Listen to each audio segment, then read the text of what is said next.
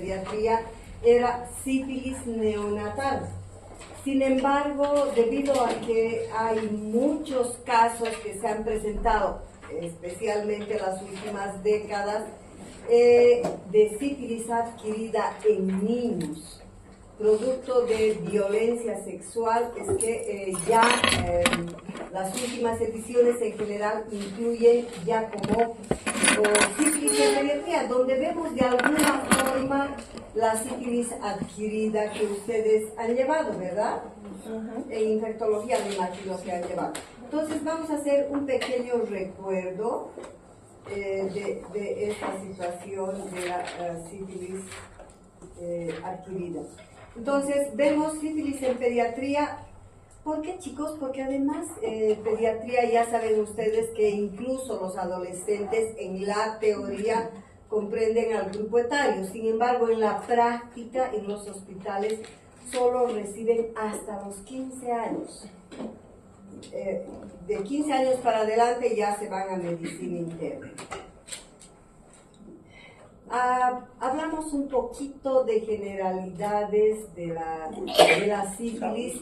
Sabemos que esta es una enfermedad infectocontagiosa, pero que su principal característica, además, es de ser venérea, de transmisión sexual. Es una enfermedad dentro de todo el grupo de las enfermedades venéreas, probablemente una de las más conocidas y más antiguas.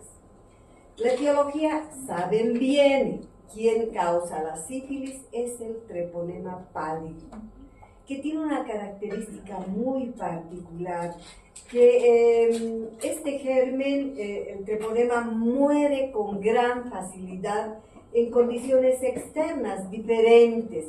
Por ejemplo, si hay mucho viento y la secreción está por fuera, si hay desecación, si está sometido a temperaturas altas, a temperaturas muy bajas, al uso simple del jabón, de utilizar el jabón, ya es una prevención muy importante. Por eso es que se considera al jabón un excelente espiroqueticida, ¿no?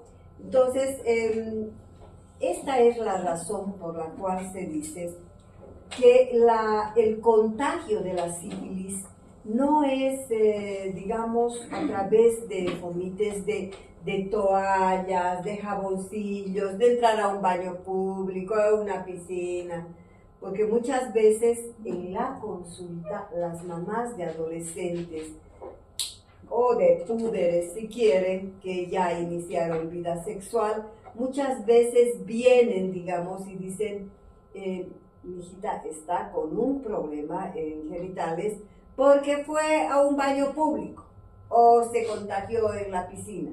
Eso ya no es cierto. Definitivamente el contagio de la sífilis es por vía directa. Vía directa que puede ser una lesión, un corte, por ejemplo, que se haga en el laboratorio o atendiendo un paciente, y ese paciente tiene, digamos, lesiones con treponemas activos, yo puedo contagiarme. Pero la forma más frecuente definitivamente no es esta. La forma más frecuente de la sífilis adquirida es a través de la relación sexual. Durante el coito, ya saben ustedes que existen microsangrados, hay lesiones de capilares a través de los cuales penetra el germen, ¿ya? Por eso es el contagio 100% directo. Este treponema induce a la formación de anticuerpos muy rápidamente. Sin embargo, el hecho de que nosotros contemos con anticuerpos presentes en la circulación no quiere decir que no vamos a enfermar ya. Una persona que ha tenido sífilis, ha recibido un tratamiento adecuado, se ha curado de la sífilis, si al poco tiempo, y está con un buen nivel de anticuerpos, al poco tiempo, nuevamente, se pone en contacto con alguien que es sifilítico, volverá a contraer la sífilis. Y la otra cosa es que cuando el cuerpo produce la serología contra la sífilis, este es un recuerdo que arrastra durante gran parte de la vida, aunque el paciente esté limpio de sífilis. Está como un recuerdo la presencia de los anticuerpos contra la sífilis. Y entonces seguirá saliendo aunque no tenga sífilis BDRL positivo, con la IgG que es de recuerdo. Eso es así, ¿ya? ¿Cuál es la historia de esta enfermedad? Sabemos que esta enfermedad, como muchas otras, se presentó pero en grandes cantidades, epidemias enteras, por no decir endemias en la antigüedad, y se encontraban toda clase de estadios de la sífilis primaria, secundaria, la terciaria, cosa que ahora, chicos, ya no vemos la sífilis terciaria. Yo nunca he visto una sífilis terciaria, menos ustedes ya no verán tampoco una terciaria, pero sí van a ver con gran seguridad porque es endémica. En el mundo entero van a ver sífilis primaria y la sífilis secundaria. ¿Por qué no se ve estas complicaciones tan severas de la sífilis terciaria como las neurosífilis, que producía verdaderos cuadros de demencia, de convulsiones, encefalopatías por la sífilis? Se producían trastornos cardiovasculares gravísimos que eran la causa de la muerte antes de la época del antibiótico y el goma sifilítico también. Les preguntaba, ¿cuál será la razón por la que ahora ya no vemos, no ahora, hace bastantes años, muchos años, no se ve la sífilis terciaria? ¿Tienen una idea? La penicilina, quizás. Sí, está bien el uso del antibiótico. Fíjense que la droga de elección de la sífilis, ¿cuál es? La penicilina. Y de la adquirida es la penicilina benzatínica, ¿verdad? Es la penicilina. ¿Y qué hace la penicilina benzatínica? Me hace un nivel así bajito, que me dura a buen nivel 20 días y que de los 20 a los 28 días baja, pero sigue presente, ¿ya?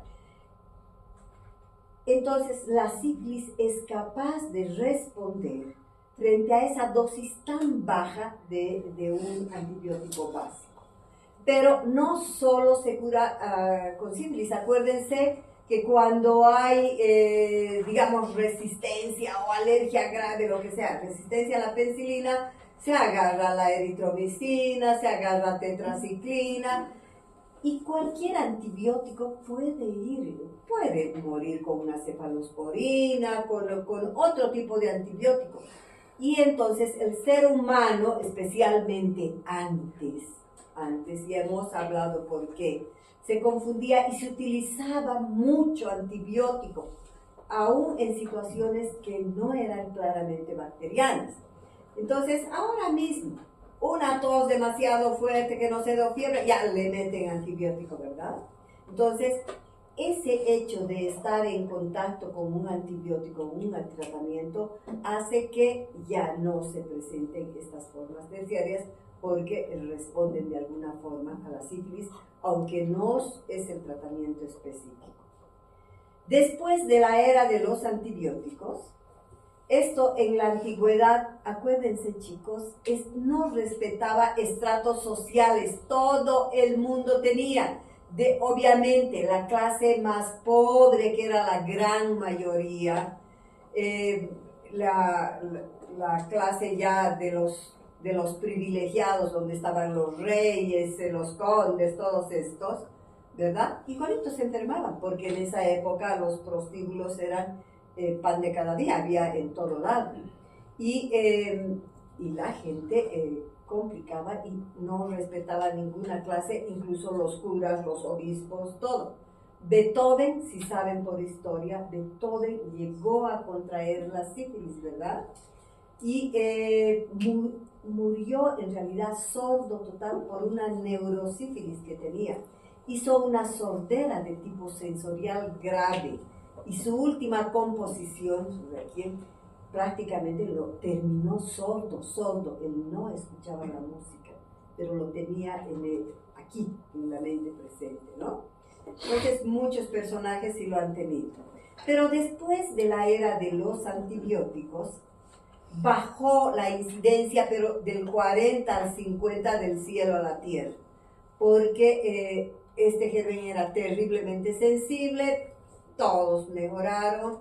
Sin embargo, volvió a subir la incidencia y la frecuencia de esta enfermedad debido a diversas situaciones, a que hay mayor libertad sexual, la promiscuidad de las múltiples parejas que uno tiene, en fin, el uso de preservativos, etcétera, que dan falsas seguridades. A todo este conjunto se dice que son factores socioculturales lo que influyen en este incremento nuevamente de la frecuencia de la sífilis. Por eso les digo, donde sea que estén, chicos, donde sea, ustedes verán sífilis. Y obviamente también la sífilis congénita es muy frecuente. Sigue siendo en la actualidad un problema muy serio de salud pública en prácticamente todos los países del mundo. Obviamente que los países con menos situación adecuada, económica, de educación, etcétera, serán los que enferman con mayor frecuencia. ¿Cómo es el curso y la clasificación de la sífilis? Tenemos en primer lugar dos grandes grupos. La sífilis adquirida, su nombre nos está diciendo la que se la adquiere en la vida extrauterina. Y la sífilis congénita, que se la adquiere en la vida intrauterina, durante el embarazo, como producto de una madre sifilítica que se embaraza. Esta sífilis adquirida es casi siempre en pediatría, es por contacto sexual debido a esta violencia, a las violaciones a los niños, al abuso sexual. Y se subdivide esta sífilis adquirida en reciente y tardía. Y además en sintomática y latente. Es decir, la latente es asintomática. Tiene sífilis, pero no tiene síntomas. Y la congénita tiene más o menos la misma clasificación. Se la adquiere intraútero durante el embarazo, transmitida por la madre al feto y se subdivide igualito en reciente y tardía. La reciente puede ser sintomática o inaparente y la tardía en general es una especie de secuela de la sífilis congénita, es decir, de una afección de la sífilis, pero que el niño nació como sífilis inaparente. Sin embargo, los huesos estaban siendo comprometidos y más tarde nosotros veremos las secuelas, más allá de los 2 años. ¿Cómo es el cuadro clínico de la sífilis adquirida? ¿Ya? Tenemos en primer lugar, si recuerdan ustedes, chicos, una sífilis primaria, que es a los pocos días de haber tenido una relación sexual con una persona sifilítica y sin protección, uno puede adquirir esta enfermedad y que tiene un tiempo de duración, esta fase, la sífilis primaria, de 4 a 6 semanas, es decir, de 1 mes a 1 mes y medio, ¿ya? ¿Y cuál es la lesión típica de la sífilis primaria? El chancro sifilítico. Esa es la práctica, ¿verdad? El chancro sifilítico que está en los protocolos incluso de las enfermedades de transmisión sexual. Si presentas úlcera o chancro, tienes que pensar en tal cosa y en tal cosa, ¿verdad? Y una de las primeras cosas es pensar en sífilis. Este chancro sifilítico tiene una característica muy particular. Aparece como una especie de grano que luego se erosiona y finalmente forma una verdadera úlcera. Esta úlcera, sin embargo, no duele para nada, no le molesta. Puede ser así horrible la úlcera que está creciendo, pero cero síntomas. Por eso muchas personas no se preocupan. Y además va acompañada de adenopatías indoloras. Las adenopatías pueden ser pequeñas o pueden ser tan grandes de este tamaño, del tamaño de un huevo o más, incluso que cuando nosotros tocamos, palpamos esas adenopatías, tienen un aspecto duro, pero indoloro, no duele. Impresiona a la persona que está examinando porque es notorio en la inglés dos cosas así como huevos que se ve, pero que no le molesta al paciente y entonces quedan tranquilos. Después de las 4 a 6 semanas, esta úlcera o erosión desaparece y cicatriza completamente bien, no deja ninguna lesión. Y se entra a una etapa que se llama sífilis secundaria. La mayor parte, chicos, del diagnóstico se la hace en esta etapa, en la sífilis secundaria. Porque la sífilis primaria, si uno encuentra, si hay alguno que se preocupa y va en la época del chancro, de la úlcera al médico y se la detecta, se le hace BDRL, es positivo, basta, por ejemplo, ¿se acuerdan del tratamiento? ¿Qué se daba y cuánto? Penicilina benzatínica de 2.400.000, ¿verdad? ¿Y cuántas dosis? Una. Para la primaria basta una sola dosis. Pero a partir de esta fase, del mes y medio, ya cualquier sífilis adquirida en el grande, en el adulto, sigue siendo la penicilina benzatínica, pero es cada semana por 3 dosis y en la embarazada por 4 dosis, ¿verdad? Entonces, esta sífilis secundaria tiene también un tiempo de duración de 4 semanas a 6 semanas. Y hay, ¿qué es lo que existe aquí? Lesiones mucocutáneas. Hay lesiones que puede haber tipo aftas en la cavidad oral, que por eso si alguna persona tiene una lesión en la boca, y está con actividad, se puede contraer a través de esto, ¿no? Hay otras, aparte de estas lesiones mucocutáneas, aparte de estas lesiones en la mucosa faríngea, en la boca, podemos encontrar unas máculas más o menos de 1 centímetro a medio centímetro rojizas, que están diseminadas totalmente en el cuerpo, pero que tampoco molestan. No dan prurito, no dan dolor, no dan nada, pero las lesiones ahí están llenitas, ¿ya? Entonces, pero estas dos presentaciones, las mucocutáneas, que puede ser en cavidad oral o puede ser en la piel, son extremadamente raras. Rara vez van a lograr ver ustedes eso. Rara vez. Otra, la roceola sifilítica, es esta que les digo así, verdaderas pápulas, pero la que sí probablemente han visto ya en el transcurso de ver pacientes ustedes, el condiloma plano, ¿verdad? De los condilomas hay dos, el condiloma plano que es de la sífilis y el condiloma acuminado que es un virus, ¿verdad? Este condiloma plano es como una superficie levantada, habitualmente está a nivel de genitales externos, a nivel de la vulva, a nivel de labios mayores, puede estar en el introito o puede estar en la región perianal, puede estar, ahí se encuentran estos condilomas planos. Muchas veces cuando se sobreinfecta son secretantes, ¿ya? También se puede encontrar adenopatía generalizada, pero no estos grandes de la región inguinal, sino son adenopatías mucho más pequeñas, indoloras.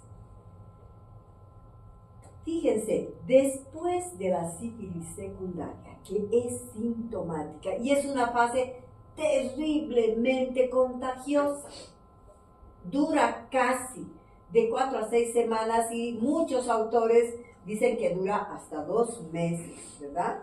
Esta fase es terriblemente contagiosa. Después de esa, hasta ahí en el condiloma, en la fase primaria y secundaria, el nivel de treponemia está así alto está. Los treponemas están cualquier cantidad. Pero pasada la fase secundaria, si se acuerdan ustedes, hay una bajada así, hasta el suelo. Baja terriblemente. Esa es la sífilis latente. La sífilis latente que puede durar 4, 6 años, 8, 10 años, 15 años, así, de una fase silenciosa, absolutamente silenciosa.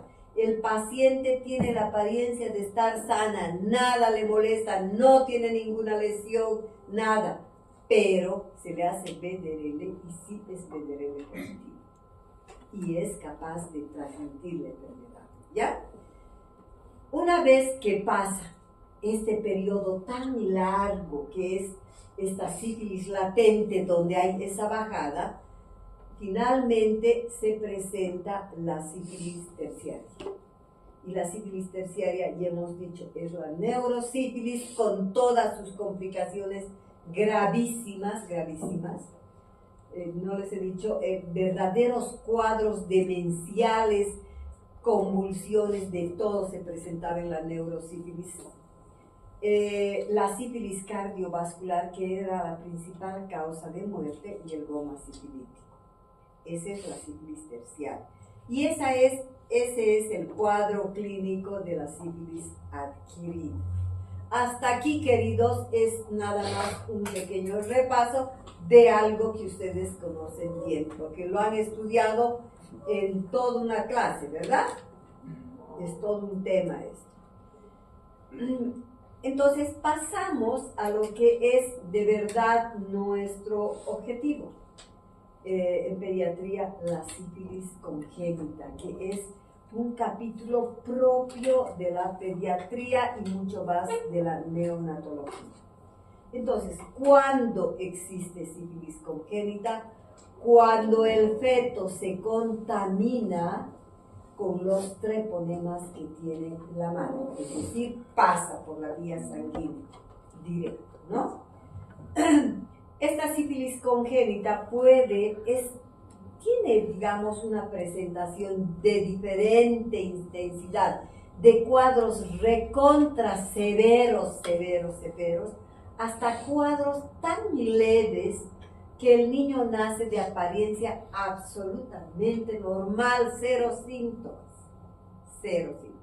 ¿ya? Entonces tiene ese abanico así grande. Entonces, ¿qué hace esta sífilis congénita? Puede ocasionar muerte fetal intraútero.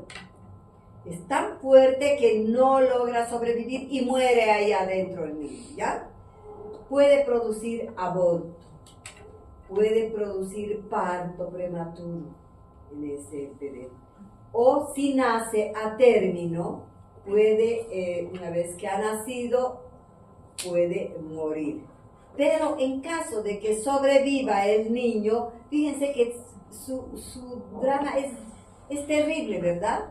Es terrible hasta que vive. Si sobrevive, puede tener una sífilis con síntomas, es decir, síntomas diversos, unos pocos o muchos totales, ¿ya? Entonces, cuando tiene síntomas se llama sífilis congénita florida, porque está a flor de piel, se nota en todo lado, deja secuelas y en el interior también yo puedo describir. Pero puede tener también nacer el niño, como les he dicho, nacer cero síntomas, de apariencia absolutamente normal. Y a este tipo de sífilis se llama inaparente. ¿Cuál creen que es la causa para que un niño muera intraútero o si nace, pero nace tan mal con N síntomas y otro nace rosado, gritando, sanito, perfecto. ¿Cuál será la causa? Exactamente. Por eso dice, esto dependerá de la etapa de la sífilis en la que se encontraba la madre. Por ejemplo, si la madre durante el embarazo contrae sífilis, no tenía antes, durante el embarazo contrae sífilis, entonces su treponemia de la madre estará en los cielos alta, mucho más si está, digamos, en el segundo semestre, ¿verdad? Su treponemia será así alta y el niño entonces producirá un sinfín de lesiones. Pero si la madre es una sifilítica que está en la etapa latente, así, donde la treponemia está en el suelo, ese niño va a tener unos cuantos treponemas, tiene sífilis, pero no le van a causar lesiones, ¿verdad? O tal vez van a causar algunas muy leves, muy escasas, como por ejemplo la más frecuente, las alteraciones a nivel óseo. De eso depende de en qué etapa del embarazo se encuentra la madre. Esta sífilis congénita se clasifica entonces en sífilis congénita reciente, que son niños que están desde recién nacidos hasta menores de 2 años, y la sífilis congénita tardía, que son niños mayores de 2 años, que se los diagnostica tardíamente, porque se encuentra tardíamente, si quieren, con una especie de secuelas de la sífilis, ¿ya? Entonces vamos a ver aquí las manifestaciones clínicas más frecuentes de la sífilis congénita reciente. Aquí vamos a ver una serie de porcentajes. Chicos, ¿ven desde atrás? Sí. Ya. Entonces, vamos a ver, por ejemplo, que las lesiones de piel son frecuentes. Las lesiones son un 60%. Que probablemente se dice que lo más frecuente son las lesiones óseas, por lo menos en cuanto a importancia, ¿ya? Las lesiones óseas se presenta en un 82% del total de niños que tienen sífilis congénita reciente, aparente e inaparente, ¿ya? En ambos grupos, en todos, el 82% llegan a tener. Afectación del sistema nervioso central, fíjense, esta sífilis, una encefalitis de tipo sifilítico, es tan alto, chicos, 60%. El 60% llegan a tener esta afectación del sistema nervioso central. Las lesiones viscerales, de estas, la más importante es la afectación del hígado, produciéndome una hepatomegalia, y del vaso, la esplenomegalia. Por eso, por esta presentación de hígado, hepatoesplenomegalia, es que la sífilis congénita entra dentro del TORCH. ¿Saben lo que es el TORCH, no? ¿Qué es? Toxoplasmosis. La O, ¿qué es? Otros. ¿Qué son otros? Sífilis congénita, VIH, Chagas, ¿verdad? Entre lo más frecuente es eso. La R, ¿qué es? Rubeola. Y la H, ¿qué es? Citomegalovirus. ¿Ya? Ese es el TOC. Por eso que, debido a que presenta hepatoesplenomegalia, porque todos estos cuadros que hemos mencionado, queridos, nacen con hepatoesplenomegalia. Y si nosotros vemos un niño con hepatoesplenomegalia, en nuestra cabeza debe estar el TORCH y hacer el diferencial. Si el BDRL es positivo, ya no hago más, pues es sífilis nomás, ¿cierto? Ya. Las linfoadenopatías son el 50% y alteraciones hematológicas, fíjense, la anemia es el 90% de los casos. Definitivamente es el porcentaje más alto. Sin embargo, como la anemia acompaña a un sinfín de enfermedades, a veces no es tan grave, no es tan importante y no le dan. Pero los cuadros graves de sífilis, estos cuadros floridos, les cuento que se acompañan pero de anemias extremas. Anemias que el niño se edematiza y está pálido total, ¿ya? Su porcentaje es ese. Entonces, el más alto vendría a ser anemia, seguida de las lesiones óseas, que mucha gente y muchos de estos de los autores le dan la gran importancia a las lesiones óseas. La trombocitopenia es otro cuadro que tiene el 40% también, es bien grave. Pero otros síntomas como la corioretinitis es rarísima. La desnutrición intrauterina puede presentarse en los casos de formas graves, severas. Se desnutren estos niñitos. ¿Cuáles son las lesiones mucocutáneas? Definitivamente la lesión más frecuente, chicos, más frecuente y clara y fácil de diagnosticar, y no se olviden ustedes, porque muchas veces solo esto van a ver. Una madre, si están haciendo su provincia, por ejemplo, está muy lejos, no ha hecho control prenatal y el niñito nace, ven esta lesión, lo más frecuente es el péntigo palmoplantar. ¿En qué consiste el péntigo palmoplantar? Es una lesión de tipo vesículo ampollar que tiene un tamaño de 1 centímetro, 2 centímetros, incluso he visto cerca a 3 centímetros grandes, en un recién nacido pequeñito. ¿Y dónde se encuentran esas lesiones? En la palma de las manos y la planta de los pies. Por eso se llama péntigo palmoplantar. En otro lado del cuerpo no hay, no existe, solo ahí. Entonces, las muy graves se ven hasta de 2 centímetros, lo más frecuente es 1 centímetro, 1,5 centímetros, 2. Tiene un contenido purulento, lechoso, es levantada la lesión, y hay adentro, queridos, están miles, millones de treponemas activos, que si tú estás sin guantes y tienes una lesión y manipulas eso, se te ha reventado porque se revienta de nada, uno puede contraer la sífilis a través de eso, ¿no? Entonces tiene gran cantidad de lesiones así activos, de treponemas activos, por eso se considera una de las situaciones más infectantes en el niño. Esta es la lesión más frecuente. A veces solo hay eso y nada más se encuentra, solo eso, pero ese hecho no es difícil diagnosticar. Yo tengo que hacer inmediatamente BDR, ¿ya? Otra situación que le sigue en frecuencia, porque el libro siempre describe de acuerdo a lo más frecuente y vamos disminuyendo, ¿verdad? Es la rinitis serosanguinolenta.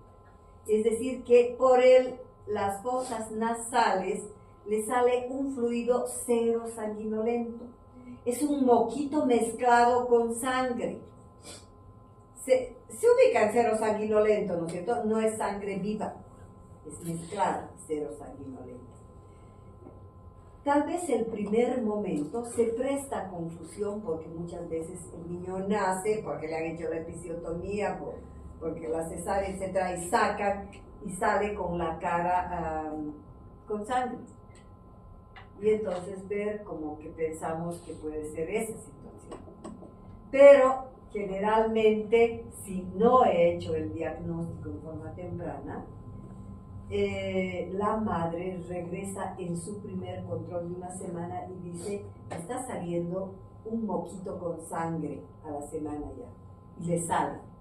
Entonces, eso, queridos, es altamente sospechoso de sífilis. Tengo que hacer inmediatamente BDRL. ¿En quiénes encontramos en situaciones? En madres que no han hecho control prenatal, porque acuérdense ustedes, en la rutina del control prenatal se hace glicemia, sífilis, VIH, parcial de orina, etcétera, etcétera, ¿no es cierto? Se hace un sinfín, una batería de laboratorios para descartar. Como no hizo control prenatal y llegó un fin de semana al hospital, y en el hospital no hay laboratorio el fin de semana, y como está tan colapsado, a veces tienen la guagua, sale bien la guagua, se van, después de estar unas horas, 6 horas, hasta que estabilice la hemorragia, y se van, ¿verdad? Cuando ha sido un parto tóxico normal. Entonces, a veces en esas situaciones se nos puede ir esto. Puede haber las fisuras anales o bucales, son las famosas rágades que hay, lo que han llevado en desnutrición, especialmente el kwashiorkor tiene así, se rompe la comisura de los labios y no puede cicatrizar. En la sífilis nosotros podemos ver acá, porque es periorificial, podemos ver en las comisuras y también a nivel anal se puede ver esto. Es raro es esto. Las dos, el péntigo y la rinitis, es lo más frecuente. Puede haber lesiones maculopapulares en el cuerpo, rarísimo, así como la roceola es rarísimo en el adulto, esas lesiones maculopapulares en la piel también es extremadamente raro. En cuanto a las lesiones viscerales, comprometen muchas vísceras. El más comprometido, hígado, vaso, pero puede comprometer riñón, pulmones, ¿verdad? O algunas, incluso el tejido linfático. La hepatomegalia es lo más frecuente. Y esta hepatomegalia puede incluso no palparse, está grande pero no logramos palpar. O puede estar a 1 o 2 traveses de dedo, o puede estar en las formas severas, chicos, ocupando toda la cavidad abdominal. He visto, pero hígados gigantes, con el abdomen así distendido, globuloso, a expensas del crecimiento del hígado. Esto nos demuestra que es una gran afectación hepática. Y si recuerdan ustedes, el hígado es el laboratorio más impresionante que tiene el cuerpo. La perfección total es el hígado. Realiza un sinfín de procesos metabólicos y ahí en el hígado se sintetizan proteínas, se sintetizan factores de coagulación, se transforman muchas sustancias, etcétera, ¿no es cierto?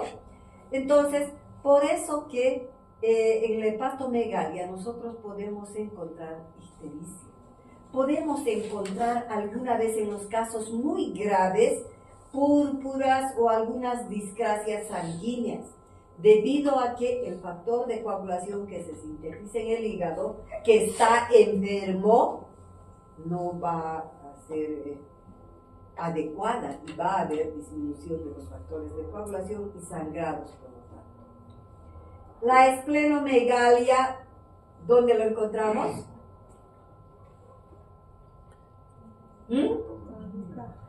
¿Dónde? ¿El vaso dónde lo encontramos? ¿En qué lugar?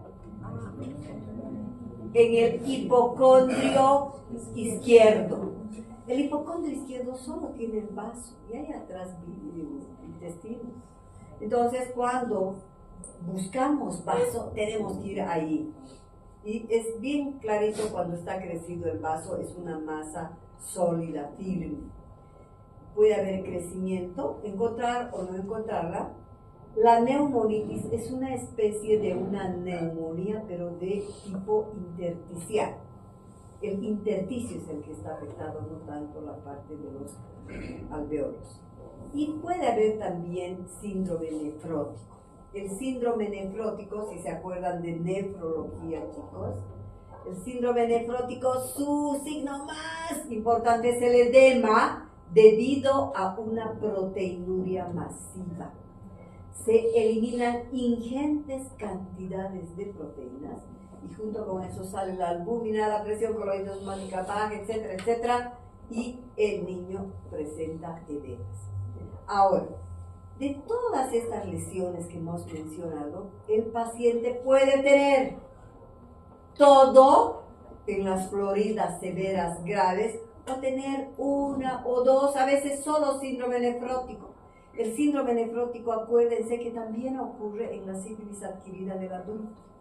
Puede haber solo síndrome nefrótico o puede encontrar solo pénfigo palmoplantar. ¿Ya? Así es diverso esto.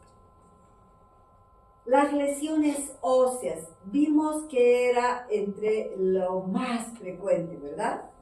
Y fíjense, aquí está en orden de frecuencia y de importancia de aparición en la enfermedad. Entonces, lo más importante es la periostitis. ¿Saben cómo diagnosticar una periostitis, chicos? Sí, a ver, cuando nace un niño que tiene sífilis, la madre es VDRL positiva. Entonces, nace el niño, ¿y qué se hace al niño? Inmediatamente se le hace VDRL para saber si él también tiene. Se le hace rayos X de huesos largos y la tercera cosa, punción lumbar. Eso se hace. ¿Ya? Por lo que estamos viendo. Para ver si tiene el VDRL, rayos X para ver si hay estas lesiones óseas y para descartar que no tenga un problema de una encefalitis por sífilis. Entonces, esta periostitis, a ver si me entienden, en un hueso, siempre vamos a solicitar huesos largos, puede ser el fémur, la tibia, hueso largo, ¿ya? Entonces, la parte periférica del hueso, aquí, la vemos nosotros radiopaca, blanca, ¿verdad? Y la parte más externa, si se acuerdan ustedes, está la placa externa y la placa interna, ¿no es cierto? Esas se separan y son periféricas, bien periféricas. Esas se separan y dejan un orificio del grosor de 1 milímetro, es casi un pelo, chicos, 1 milímetro. Entonces, cuando alguna vez el docente nos dice, a ver, ¿qué ves en esta placa de rayos X de un niño sifilítico? Y si nunca hemos visto, y si no sabemos cómo se presenta, puedo mirar todo el día, puedo mirar 1 hora y no encuentro nada. Es porque esta línea es así tan delgadita. La periostitis es la separación de la tabla interna con la tabla externa. Y dentro de esta masa compacta hay un hilito negro, así como de 1 milímetro de espacio. Tal vez en algunos un poco más, pero es así apenas perceptible. Cuando vemos, nunca más en la vida nos olvidamos, nunca más. Y entonces, el que ya sabe, estás frente a una placa de alguien, entonces sabes lo que vas a buscar, ¿verdad? Vas a buscar eso. Y entonces no es difícil el diagnóstico una vez que hemos visto la periostitis. Y esta es la lesión más frecuente. Es la lesión más frecuente. Va seguida de la osteocondritis, es decir, del compromiso de óseo y de cartílagos. La osteoporosis es como en cualquier osteoporosis de un adulto, que es como en panal de abeja, ¿verdad? Se socava el estroma óseo, está desgastado, vacío, y por eso es que estos sufren fracturas mucho. Y la pseudoparálisis de Parrot es gracias al médico que describió, porque cuando nacían, a veces estos niños mal, con sífilis así, la madre, y que iban y eran partos distóxicos, y porque estaban mal, y los tenían que jalar de los piecitos, del hombro, de lo que sea, y nacían fracturados. Y entonces, ¿qué pasaba con estos niños? Nacían y un miembro, puede ser superior o inferior, no lo movían. no lo movía. Y entonces se pensaba, al principio se pensaba que estaba haciendo una parálisis de un nervio. Y entonces por eso le llamaron pseudoparálisis de Parrot. Lo que en realidad ocurría es que era una fractura y por el dolor ese pobre bebé no movía esa extremidad. Estaba fracturado. Entonces, este doctor descubrió esto, haciendo una serie de radiografías a estos niños y encontró que todos sí cursaban esta pseudoparálisis. Después le pusieron de Parrot ya el apellido de este doctor. La anemia en las alteraciones hematológicas me da palidez intensa y es de intensidad variable. Puede ser leve o puede ser muy, muy grave. Trombocitopenia con lesiones purpúricas, equimóticas y otros sangrados. Y las alteraciones del sistema nervioso central. Fíjense, en el sistema nervioso central es capaz de producir leptomeningitis sifilítica, sífilis meningovascular crónica y todos estos cuadros, estos dos, que en esencia son compromiso del sistema nervioso central, tienen una alteración de líquido cefalorraquídeo. El líquido cefalorraquídeo normal es transparente, cristal de roca, ¿verdad? No tiene entre 5, 6 hasta 8, exagerando 10 células a predominio de linfocitos, pero aquí nosotros encontramos verdaderas alteraciones. Incremento de la celularidad, del tipo, no solo son linfocitos, pueden haber neutrófilos, la glicemia puede estar disminuida, etc. Todo esto, hay alteraciones francas. ¿Y cuál es la razón por la que la meningitis solo se trata, ya les adelanto, con penicilina sódica? ¿Cuál creen? Exactamente. Por eso, chicos, nunca una sífilis congénita se puede tratar ni con penicilina procáinica, menos con benzatina, menos. Por esta razón, queridos, porque la penicilina sódica es la única que atraviesa de las penicilinas la barrera hematoencefálica. Es la única. ¿Ya? Entonces aseguramos así. Esta atraviesa bien. Y hay gente, uno ve incluso así medio asustada que están tratando con procáinica, no se debe hacer eso. Lo correcto es utilizar penicilina sódica por esta razón, ¿ya? Por la probabilidad, el porcentaje alto. En los ojos podríamos encontrar corioretinitis, uveitis, chancros palpebrales o glaucoma, extremadamente raros la presentación, muy raros.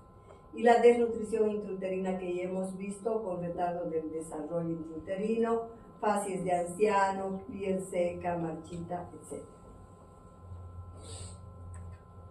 ¿Cómo planteamos el diagnóstico? Si se pone a pensar, chicos, el diagnóstico no es difícil, no es difícil.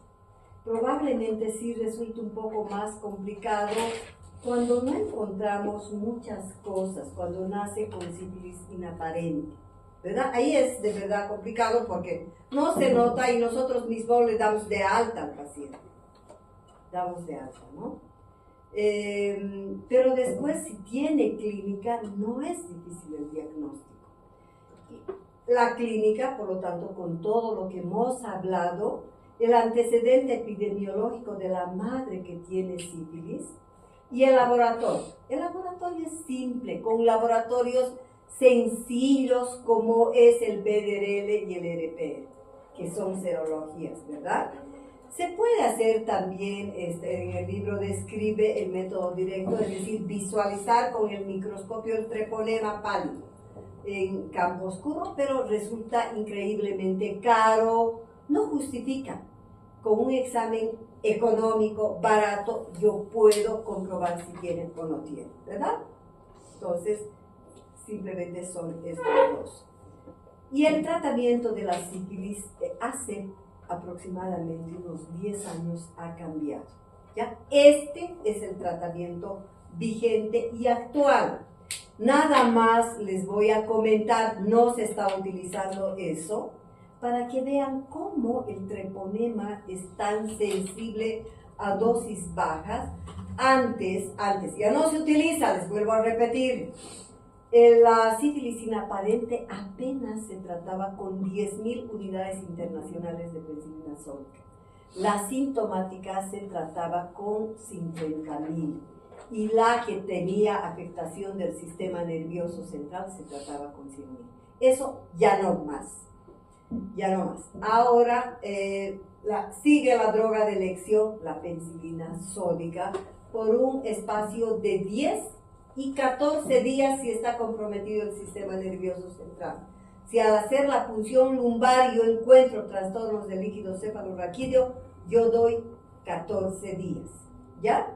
Ya saben ustedes, si he diagnosticado los primeros días, hasta el 8º día voy a dar cada 12 horas, ¿verdad? La penicilina sódica, ¿se acuerdan? Cada 12 horas, porque no se elimina y está a buen nivel. Pero después de eso doy cada 6 horas hasta completar el tratamiento por la vía endovenosa. Por eso que el paciente sifilítico de sífilis congénita se interna para recibir el tratamiento.